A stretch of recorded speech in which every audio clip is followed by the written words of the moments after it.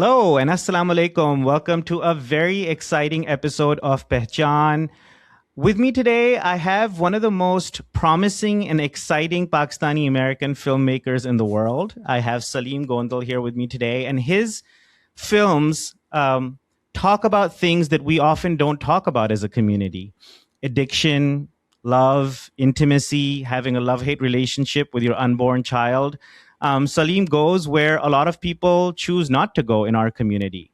And one of the most remarkable things about him is not just the fact that he is a filmmaker and producing such incredible art, but he is also able to tap into the best of our community and raise funds for his creative pursuits as well, which I know a lot of creative folks in our community struggle with. So we're going to try to unpack both layers of Saleem's identity, him as a filmmaker and him as a fundraiser within our community, which for those of us who are creative and pursue this know how challenging it can be. So Saleem, first of all, thank you for being here. And if I could just sort of begin by asking you right off the bat, how has your experience been being a creative, being a filmmaker in our community, but also being a fundraiser within the Pakistani American community? And how does your ego, through both of these, being a creative is an exciting thing for the ego, being a fundraiser is a very intimidating thing for the ego. How do you sort of navigate the emotions of being a creator and a creative in our community? That's a good question. So I have been making films for the past 13 years, and I started as a writer.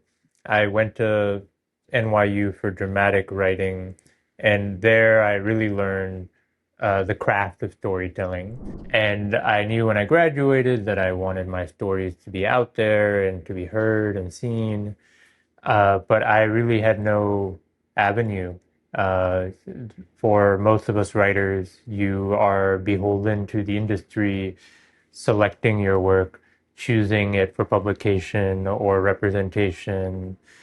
Uh, and after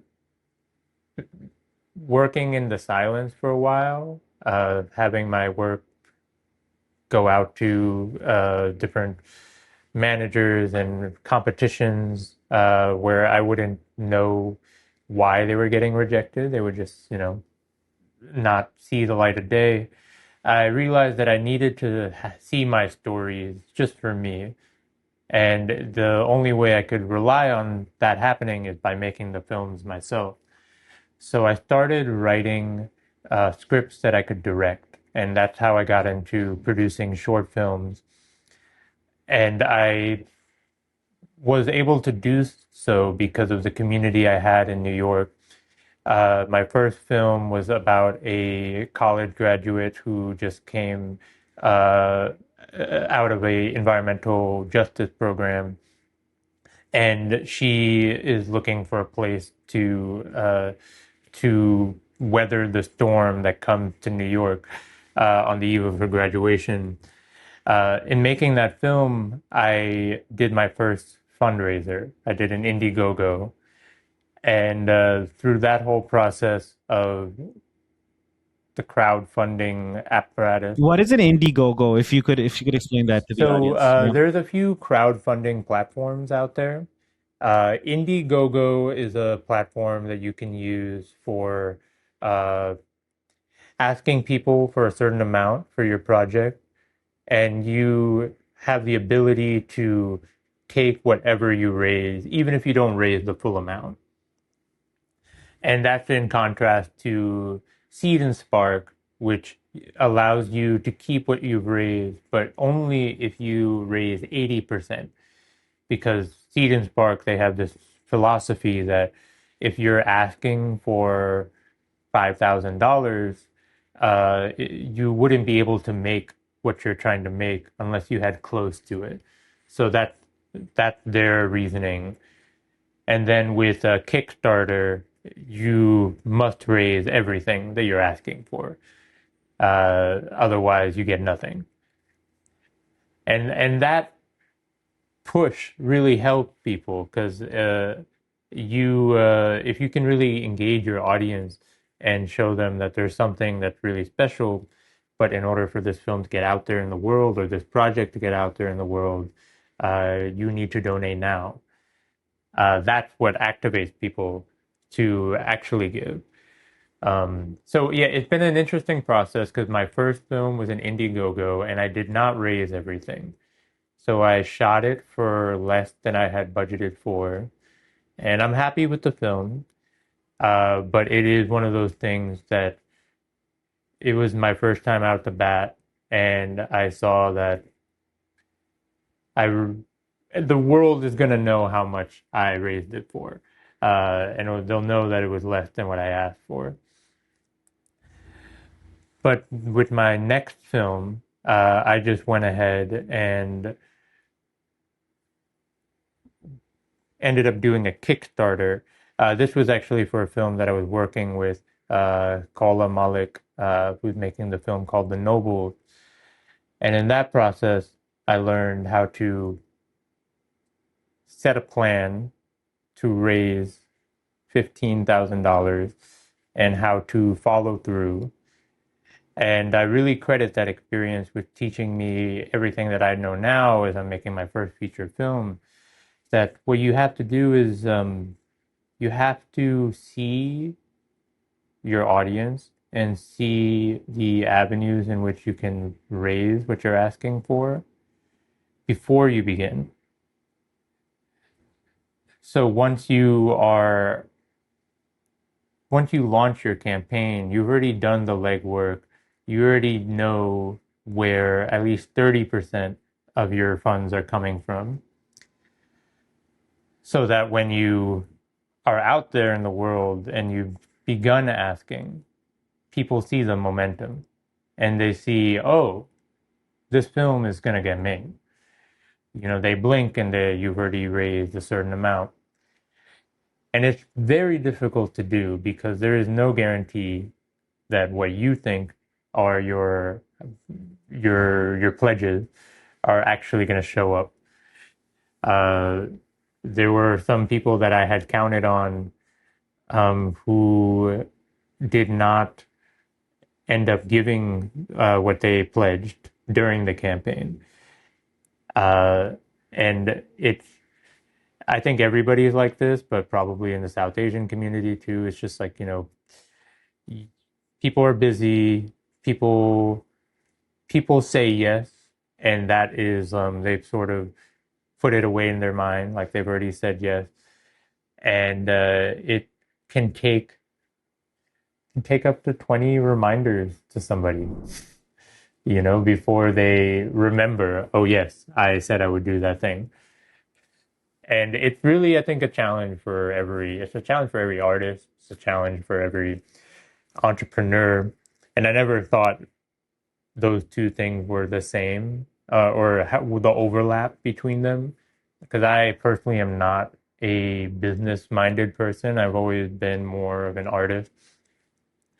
But one of the overlaps is that you're saying that there's something that you're making that is so special that the entire world should take notice. And like this thing would not exist if you hadn't willed it into existence. Uh, you have to have the confidence that this thing is worth somebody else's time, regardless of getting that validation. Like, you know, the validation has to come from within you. And that's what people resonate with. And that's what ultimately sparks an audience and sparks the support and movement for your project. I think it's taken a long time for me to get to this point in my career because I had always hoped that there was a point in which the gatekeepers of the film industry would recognize how hard I'm working, how much my work is resonating with people, you know, the festivals I got into, the awards that I won, that somebody would just sort of pick me up and then put me on this, golden elevator to my next project. And I think I've become a much more free person when I have accepted that I don't need the golden elevator in order to make my next film. I would love for it to happen. I'm Hmm. keeping an eye out for it, but I cannot wait for it to happen. Because if I do, then I will not be making my next project. They'll just sit waiting. Yeah. And how has that journey been for your own emotional and inner sort of roller coaster in terms of, you're an artist, you want to focus on the art and the creation of what you're doing. At the same time, you have to be an entrepreneur and you have to focus on that part. Have you thought about like building a team around you or people around you, like somebody else focuses on the fundraising and you focus on the art? Or even, or do you feel like, hey, this is just something you have to learn and you have to get over and go and meet people and, express the passion of what you're trying to create? And how do you get over the hard moments? How do you get over the rejection?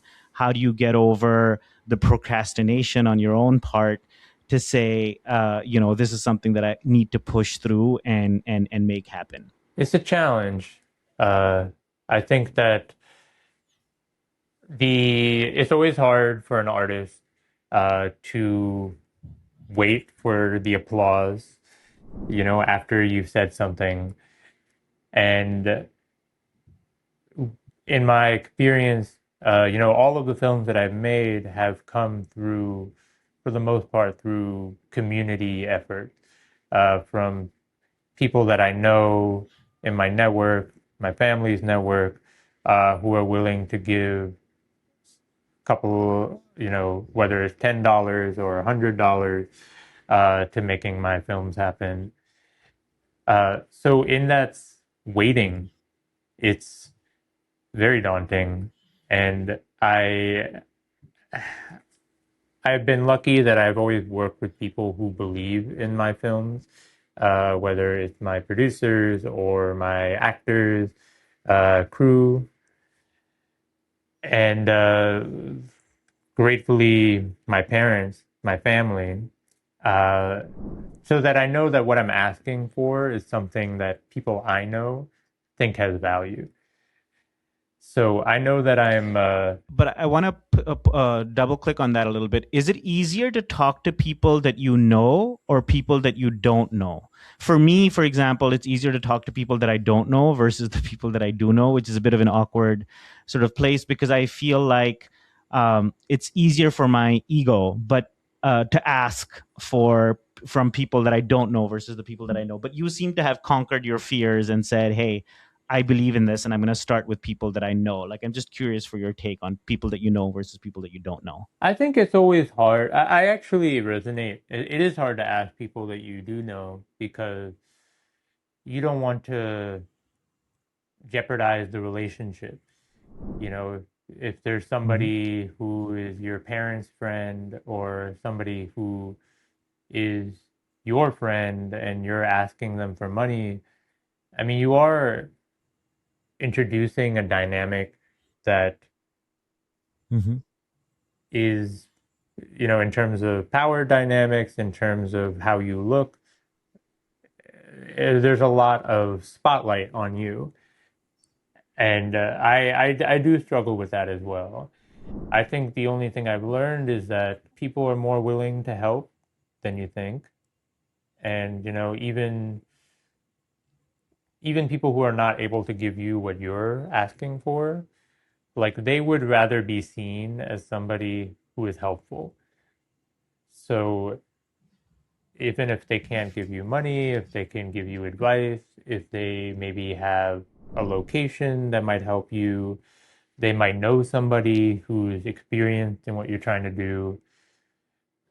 I really think that you can really tap into the inherent generosity of a person by looking at them face to face and telling them what you need. And I think that's hard because you are crossing that boundary of, maybe you have a relationship with somebody where they think you're cool, and you think if I ask them for something, I'm not going to be cool anymore. And that might happen. That dynamic might shift. But I guess you have to ask yourself, do you want to not ask people for what you want and live a life unfulfilled? Or do you want to go after the things that you want and let it be known?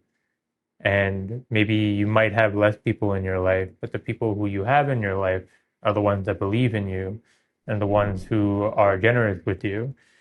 And they're giving you the ability to pay back the favor when the time comes. Wow. That is incredible. On that note, Thank you. your next film is a topic that almost every Pakistani and Pakistani American family I know has, which is addiction, like challenges with addiction and how to deal with family members who are dealing with addiction. But almost no Pakistani family I know talks about it, or Pakistani American family I know talks about it. So talk to me about your next film project, where that idea is coming from, and also to the extent that my audience can be helpful, your fundraising pitch and where we can support you or help you. So talk to us a little bit about the story, where it's coming from, and how we can reach out to help support you as well. Yeah. So The Long Jazeera is a comedy drama about a Pakistani American family who come together for their sick mother. It centers around the black sheep eldest son who's been struggling with addiction his whole life, and he comes back home sober, ready to make amends, not just for his previous actions during his addiction, but also for his choice to write a novel loosely inspired by the family. Although the family is not ready to take him in just yet when they see him, they're aware that their mom doesn't have much time left, and that if their brother is for real, this is the last chance that they can all spend together as a family.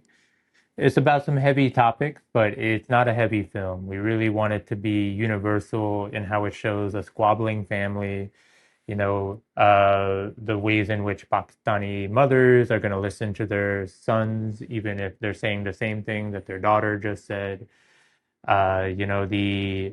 The different ways in which global conflicts like, BDS, how it shows up in the household, and how somebody bought the wrong thing at the supermarket, and now there needs to be a family meeting about, why can't our sister learn to stop eating this brand of hummus?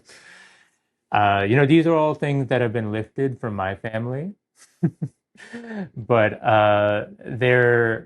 it's fictionalized. I really want it to be something that is truly not taking one person's story, but shaping a fictional narrative that is enjoyable for not just my family, but for anybody out there who can see themselves in this character and lose themselves in the story. We're currently fundraising for it now to shoot. Yes. We're currently fundraising for it now.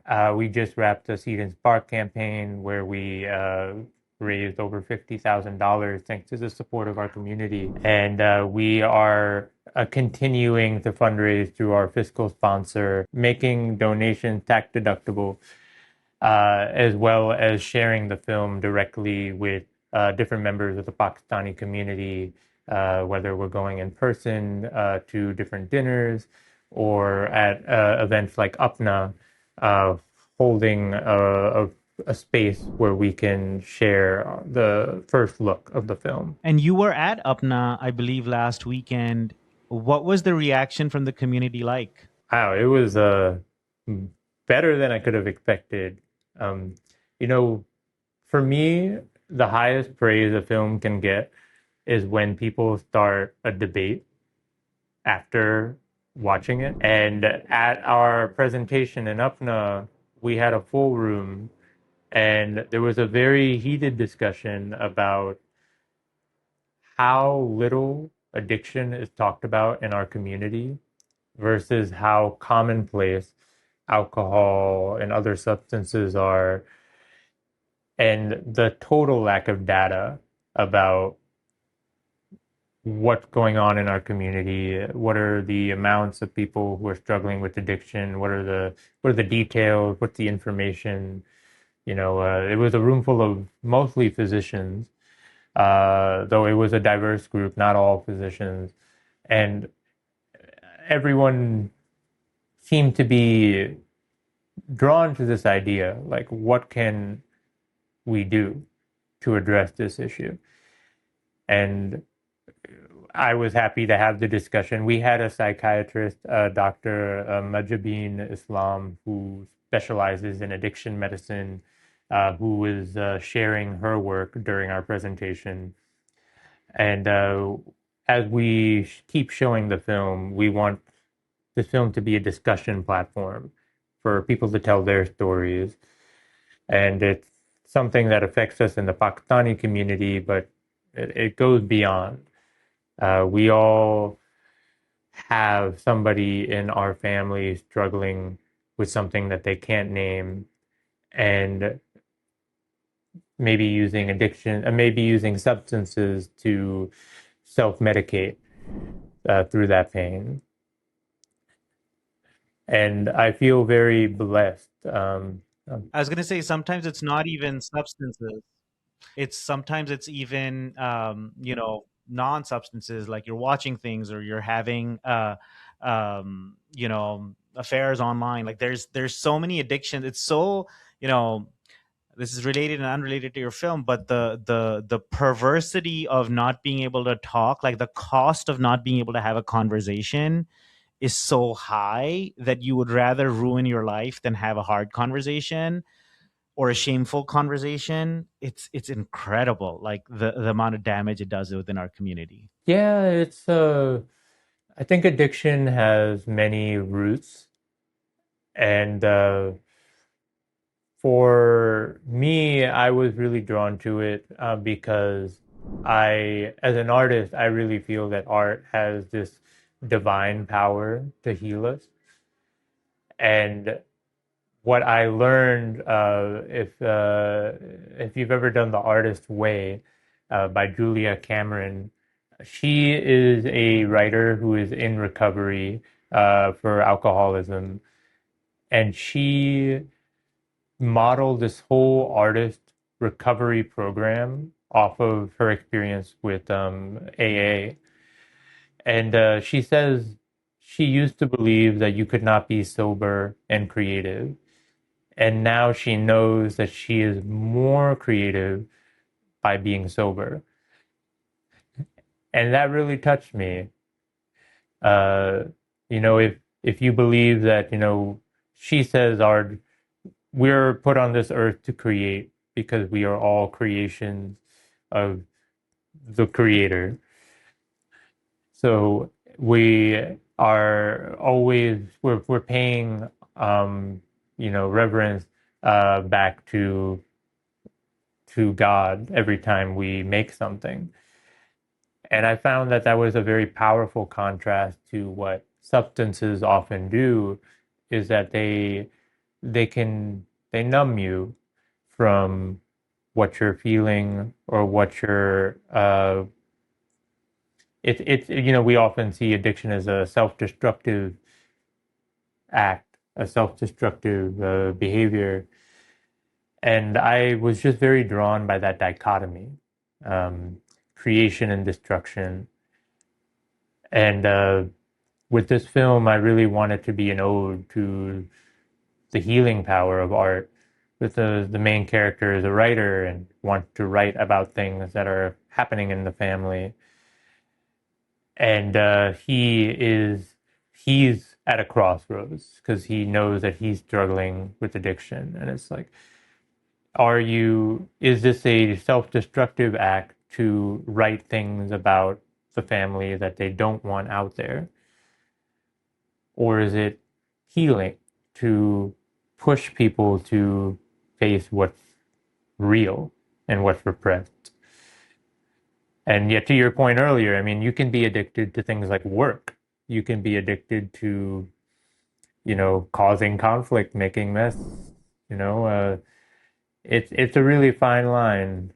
But I think it always helps to look at what is the fuel behind your actions. So, speaking of that, what is your fuel for the topics that you choose to make your films on? It's so interesting. You talk about things that nobody talks about. Do you make films on things like how you decide? And is when you're thinking about what film to make it on, do you have fundraising at the back of your mind to be like, hey, can I raise money for this or not? Or do you just think about the film that you want to create and then think about how you're going to create, like, fund it later? Like, tell me that process. I so normally when I start a script, it's something that really means something to me.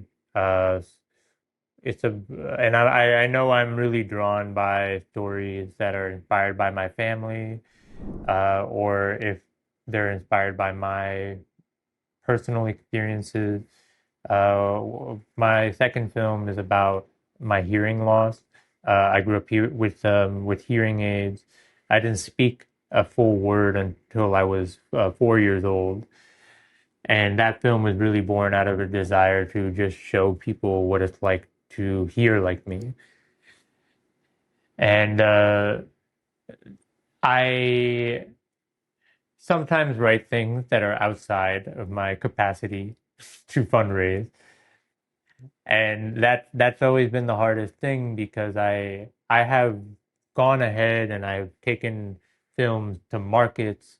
We have film markets where you can present your work to different production companies. Uh, I have really tried to make things happen without knowing where the funding is going to come from. And even with the Long Jazeera, I wrote it with an eye towards a low budget because it's mostly set in one house. It's it follows characters in it's a very chamber piece kind of story, so it's like not a lot of special effects. Uh, and I had a vague idea of how much it would cost and a vague idea of how I could get there, but I've learned a lot of things along the way. I had really thought that somebody could come in and bring in the majority of the financing if I could prove that there was an audience, which we have thankfully been able to do with the Seed and Spark. But the Seed and Spark campaign, there I had a hope that we would raise 50,000, but I had no certainty. And I was very nervous about the possibility that we would not raise what we asked for, because then everybody who was watching your campaign. Why do you think you were able to raise that $50,000 at Seed and Spark? Was it the quality of the idea? Was it the credibility of you as a filmmaker? Was it the fact that you reached out to your network and like you were basically pinging them and being like, "Hey, donate"? Like, what do you think was behind the success of your Seed and Spark campaign? I think it helped that I had been shaping the film for over a year before I launched the campaign. And I had a lot of the pieces. I had three actors who had agreed to be in the film. We had our location, we have our story, our script, our message, our impact campaign. I think like we were going to make this movie regardless of a Seed and Spark campaign. And then we had this opportunity through the Asian American Pacific Islander Renaissance Rally that it was sponsored by this group called Gold House, which is a big Asian American media fund. And since our film is about Asian Americans, it seemed like the perfect time to put the film out there. But I think the fact that we were already going to make it and people just were able to see that there is something here, the story, the characters, the world, the message. I think that helped because, like people always want to help, but they would rather be a part of something that's already moving, as opposed to being asked to start the car or, be the conductor of your train. They want to know that you are driving Yeah. and that they can hop along. Hop along. On that note, how do you think about raising money from a donation standpoint versus an investor standpoint? Basically, encouraging people to invest in that art to sort of then be able to create the ecosystem where this can become financially sustainable, not just for you but for other filmmakers and creatives, like creating our own ecosystem for our community to be able to consume this kind of media, because our community will be the biggest audience for a film like yours. So talk to me a little bit about that. Then how do you reach out to investors also? What is the pitch for them? How is it different than what is the pitch for like a donor?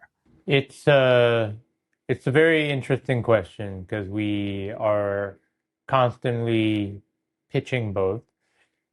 The donation option seems to be most compelling. At least, rather, we have had a lot of success with the donation model because people know it's a good cause. They know the donations are tax deductible, and it is easier to part with $1,000 than it is to part with, $100,000. I am very focused on this film being financially viable. And for us to do so, it does require us to be smart with how we're bringing the film to market. There's a growing drive, a growing need for independent films. We are seeing with films like Obsession, uh, young people especially really want to go to the theater. And in this world we're living in with artificial intelligence, the need to be in a space with other people where you are all responding to something that was created by other human beings is, I think, needed more now than ever. And we're seeing it's not just with the horror genre, but independent films have been having a renaissance with films like Blue Heron, Hundreds of Beavers. There's this trend now where filmmakers are traveling with their films like you would if you were in a band or a musician. And you have audiences in Idaho, Arkansas, uh, smaller, what we would consider smaller market, uh, but have audiences that just are just as engaged as you would have in New York or LA. So I think for investors in film, if you want to get into it, you are going to be a part of a growing market. And for Pakistanis to be a part of new films, that gives us the chance to really cultivate our filmmakers so that they can keep making their next film and that we can have Pakistanis at the Oscars, can have Pakistanis, represented in, the big box office hits of the year. I do think that there. Oh, Salim, all of that sounds great for you and me as a creator and as a creative and as filmmakers or podcasters. But do Pakistani aunties and uncles get it? Like, for example, when you went to Apna and led a conversation in that room, and you're like, it led to a great debate. Did it lead to a great debate on addiction, and then people reached out to you and said, "Hey, how can I help? And let me cut a check," or was it just a great debate and that was the end of that? the follow up is me reaching out to everybody who came and asking them to cut a check, and it is happening. We are seeing that reaction. But in terms of the donations versus investments, I think a lot of Pakistani immigrants, or at least just so far in my experience, is like you do have a lot of people who are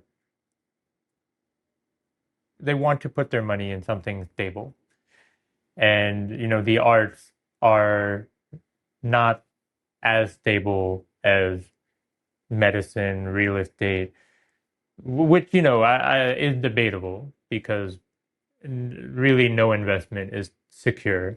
Everything is a risk. But the investors that we are talking to are people who already know the language of investment and are people who are willing to take a chance on or just are invested in films to begin with. And my pitch to anyone who wants to invest is to understand that this is not the necessarily the most secure or lucrative investment that you can make, but in parcel with anywhere else that you're investing, if you bring this film into your portfolio, you have a chance to make a return on your investment, and you have a chance to make something that will last for a long time and will get people excited about what you helped bring into the world. And you can make a difference. So on that note, so I think you're making a great point about sort of community impact and focusing on that. On that note, there are certain community institutions that are already around, like APF, American Pakistan Foundation, or UPNA, which you talked about. Then there is, Gold House. Then there's the Pillars Fund. Talk to us about what this landscape looks like for potential like Pakistani American creators. Like, who are the main sort of institutions that could potentially support this, and be like, how do you introduce yourself? How do you sort of engage with them? I know each is a bit different, but if you could give like a few examples of like how you got into UPNA, and how do you sort of engage with them as a creator, and to say, hey, I need support, even if they can't support you directly financially, can they connect you to somebody? Like, how do you even think about that as a creator? The first thing for any creator is that you have to tap into your network. So I'm fortunate that my parents are a part of UPNA, and they were able to introduce my work through their channels and put the ask out. Can Saleem share his film? And it was a long process. It didn't begin this summer. It took place for almost a year of reaching out to people, sharing my work. It started with the people that my parents know personally, but then grew because then there were some strangers who were just interested in the topic. And now they're part of the growing community that's helping make this film possible. I'm very grateful for the connections that my parents have made for me. And I think for not every artist, not every person can follow this path, but I think every artist can tap into their resources. And I think that's when it comes to being strategic of what you're going to produce. Uh, because it's not just it's one, having the connection, but then it's two, being your full self, being your most passionate, the self that believes in what you're doing, even if you're racked with insecurity on the inside, that when it comes down to it, you are gonna die on the hill that is your project. You are doing anything you can to put it out there in the world and let it live. That is the sort of crucial equation, connections and passion.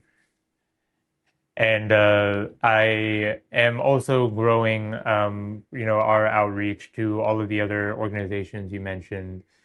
Like, I have been to events held by APF, and if we do end up working together, it'll be something that's beneficial for everyone involved.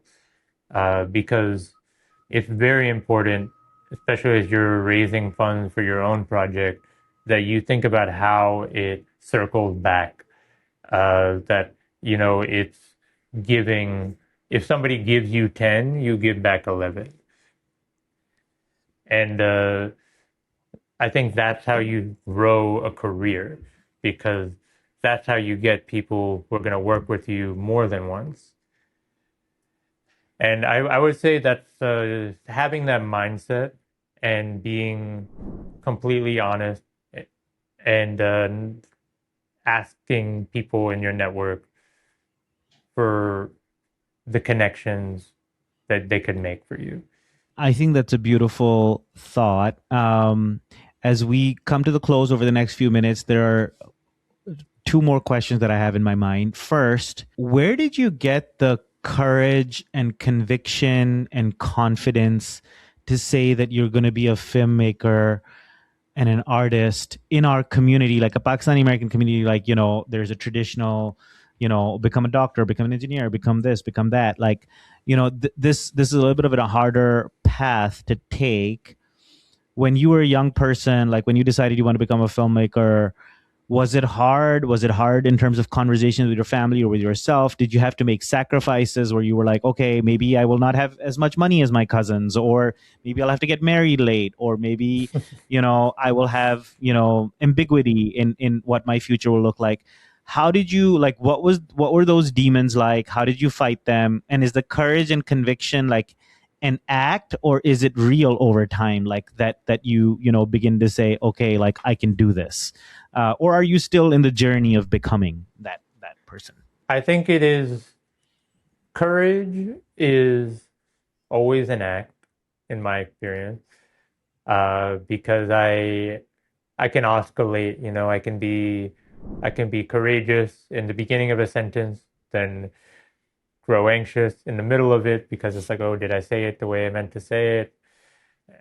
And it's really ups and downs on the inside. But it's a good question you ask about the confidence, the courage to pursue filmmaking. I did know from an early age that making films, and also even when I was primarily a writer, like writing, making art, saying what I want to say, and having it make an impact on the world, those were the most important things for me.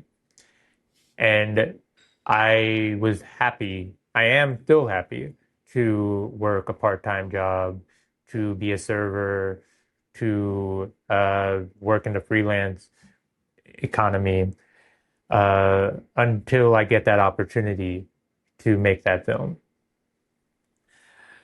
It does raise some questions about the future, and as you get older, you want to have more comfort, more stability. And I am looking at what those next steps look like, because it is possible that I won't have a steady career in filmmaking even after I make this film.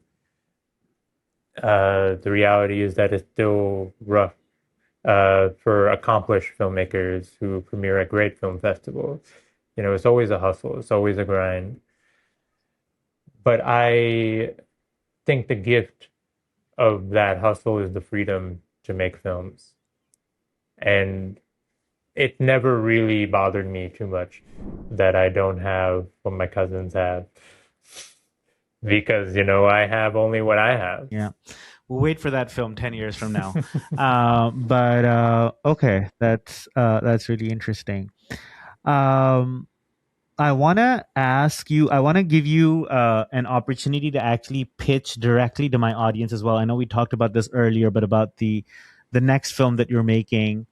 Uh, I want to give you, and this is maybe for education for both, the audience in terms of being able to support you, but also for people who are trying to emulate what you're doing. So if I could give you 60 seconds to do, and you tell me if this is the wrong format and you disagree with the format and you don't want to play, but if you have 60 seconds for an elevator pitch to the audience, if the audience wanted to donate to this, and then another 60 seconds if the audience wanted to if you wanted the audience to be an investor, like how would you pitch and how would you pitch differently, sort of between the two. So I don't know if I can make you uncomfortable by asking you to do that. And I say 60 seconds in a loose term, but if I could put you in the spot, like, and if you had 60 seconds, like, what would your pitch be to somebody to say, hey, you want to make an impact in the community, this is the cause you should support, the Long Jazeera? Okay, I will play. And if it's horrible, maybe it gets deleted. But I'll Okay, play. we'll learn.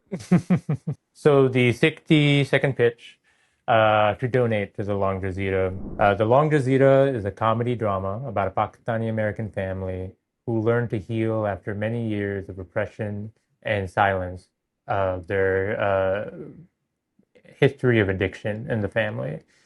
The film talks about very important things that we don't often hear in the Pakistani community and beyond. And if you donate, your donation will be tax deductible. It will live on the screen in the credits that you helped make this film, and will show the world what it looks like when people of our community come together and use our resources to make a difference. So that's our donation pitch.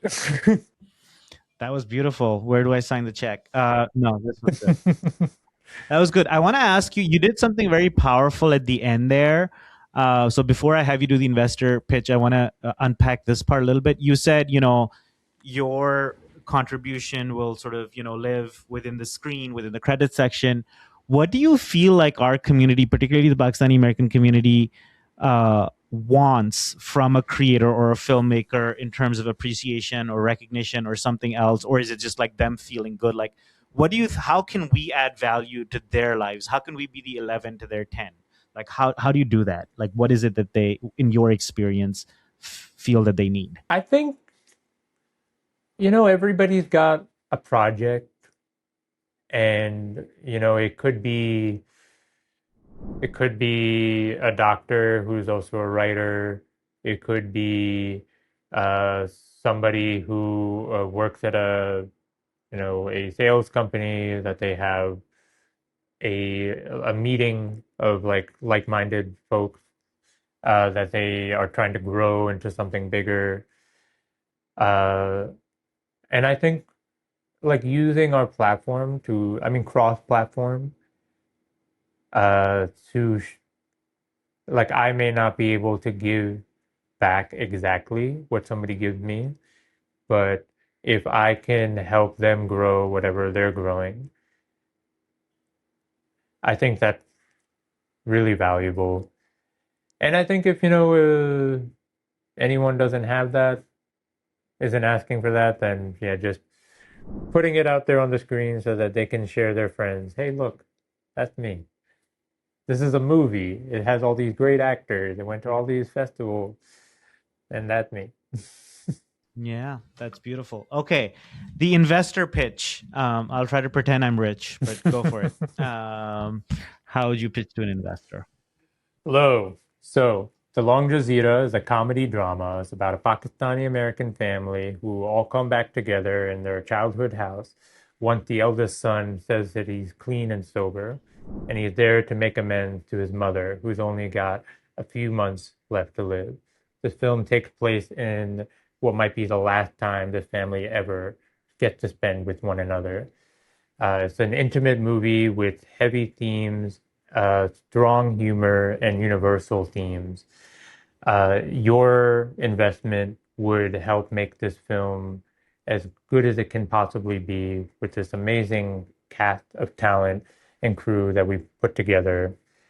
And as it goes out there in the world, we see a route for this to reach people in the West Coast, the East Coast, cities like Houston, Chicago, Vancouver, going across the water to London, Dubai. We know that there is a huge audience of South Asians in this country, in the world. We make 20% of the population, it's been said.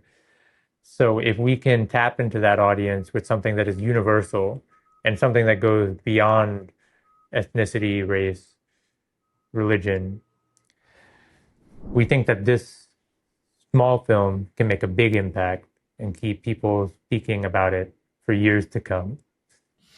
Very interesting. So if I was a rich investor, I'd be like, okay, can I have an Indian lead actor? And and when and how am I going to get my money back?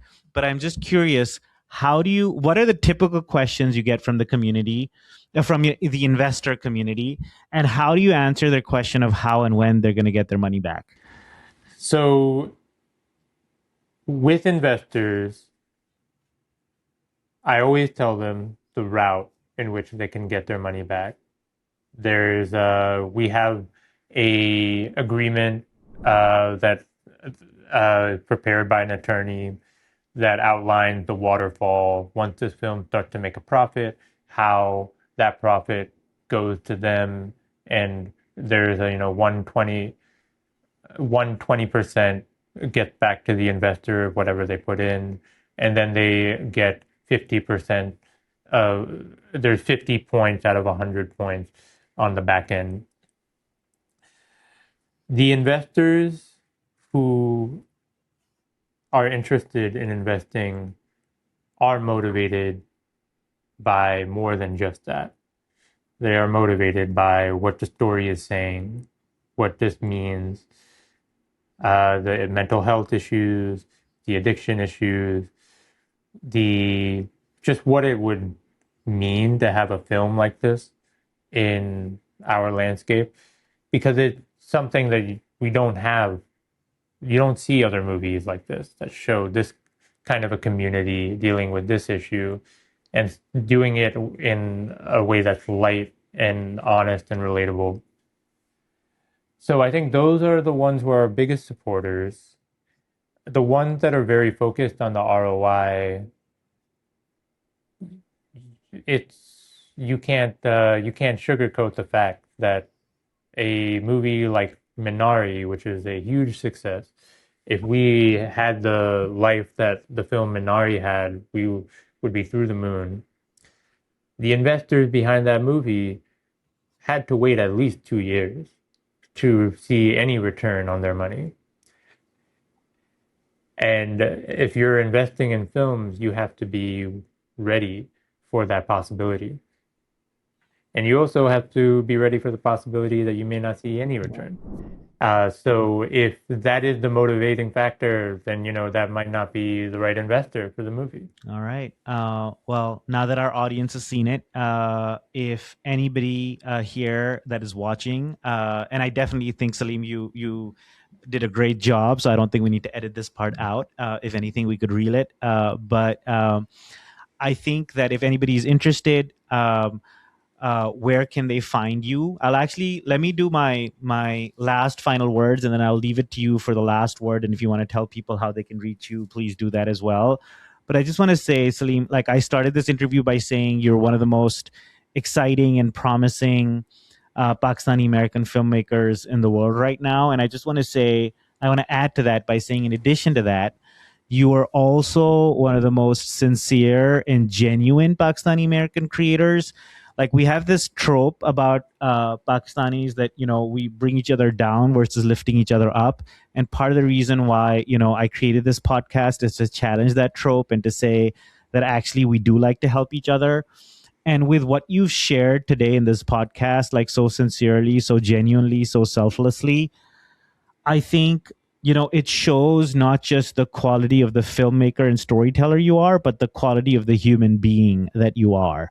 And I think, if for no other reason than that, I think our community needs to support you, because we don't just need good storytellers, but we need good storytellers who have a good heart, who can do justice to the amount of storytelling that needs to be done about this community, within this community, and outside of it.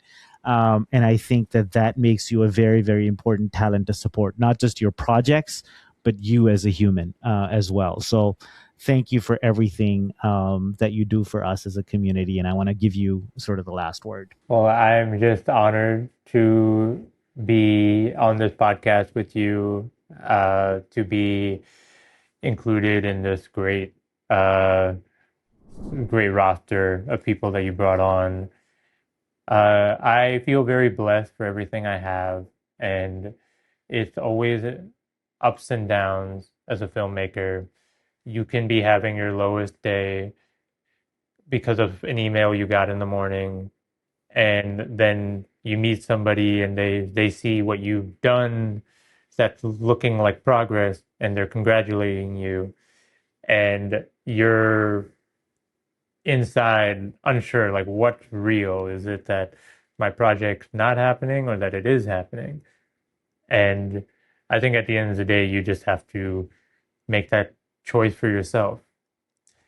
And I believe that if you err on the side that it is happening, I am doing something that matters, it is going to turn out, have faith in the process. I think you'll have what you're looking for. And it's all inshallah, fueled by inshallah to then see the mashallah. And that is such a fabulous note for us to end on. Thank you so much, Saleem, for spending time with us today. And we are rooting for the Long Jazeera. We're in it for the long game with you guys. So let us know how we can support you, and we'll continue to follow your journey. And excited to support you in any way possible. Thank you, beloved. Honored to be here.